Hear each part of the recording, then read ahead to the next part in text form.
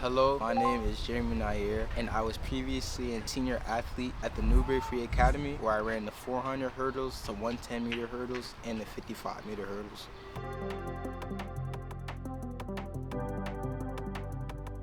So pretty much these 39 inch barriers that I jump over, and for the 400 hurdles, they lower it by 3 inches. I do that too. If you've ever seen a track before outside, that's pretty much what I run over hurdles. Known as one of the most difficult events in track and field, but you know, I get it done.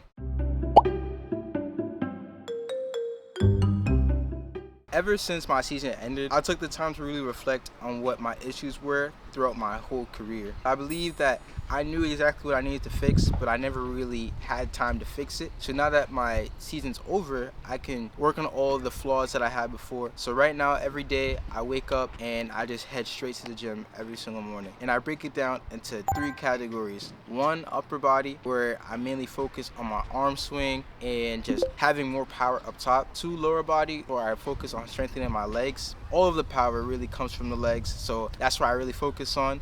And technical, where I focus on all the other things that people overlook: running form, flexibility, hip mobility.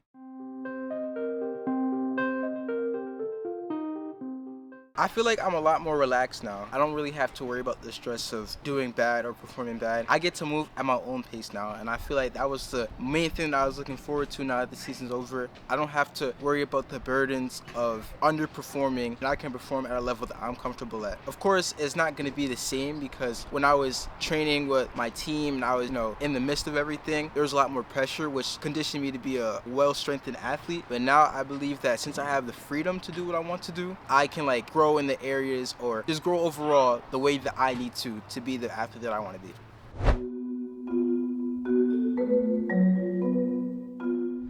So when I was running it under NFA, I was either doing mile in and outs, which is where I run the straights and then jog the curve, and I was also doing a little bit of weight room. Now that the season's ended, I'm doing a lot more weight work and not really as much track work, but I still sprinkle in a little bit of track work. But instead of doing the endurance training, I do just sprints, because one of my biggest issues before was that I was way too slow. So now I get to be able to train my fast twitch fibers by just sprinting all the time and strengthening my body, so I'm well conditioned for the 400 hurdles.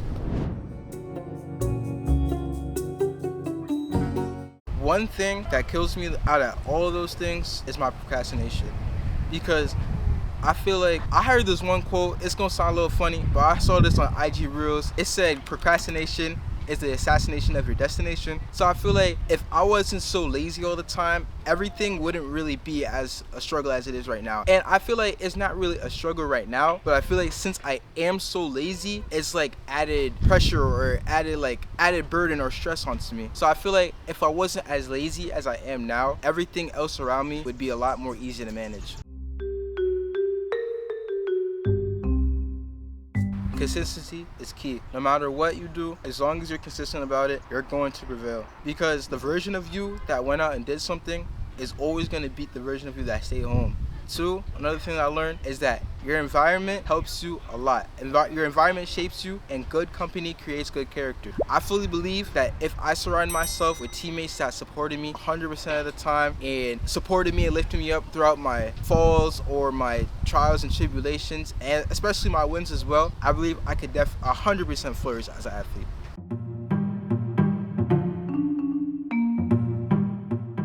There is so much work behind the scenes, it's crazy.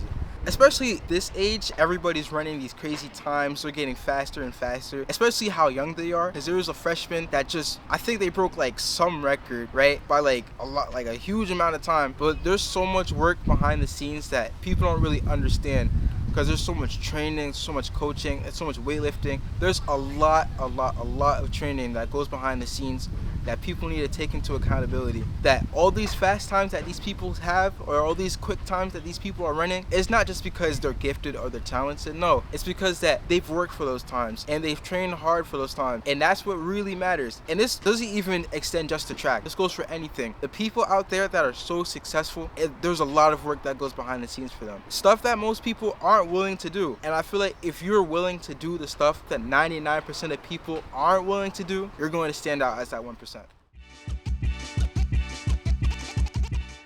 So I do want to thank all of my, teammates and my coach, especially Coach Malcolm Burks. I appreciate everybody there for supporting me along my journey. Now, I'm not as fast as I want to be, and whenever I talk about my track journey, I feel somewhat ashamed because I'm not as fast as I would like to be, especially since all my friends know that I can be such a great athlete if only I had more time. But now, since my season's over, I take what they're telling me and apply it into my life. I get to apply it to my training, into my mentality, and I actually get to be the athlete that everybody thinks I can be, especially myself. Because if nobody else believes in me, I gotta believe in myself, and I get to be exactly who I say I am.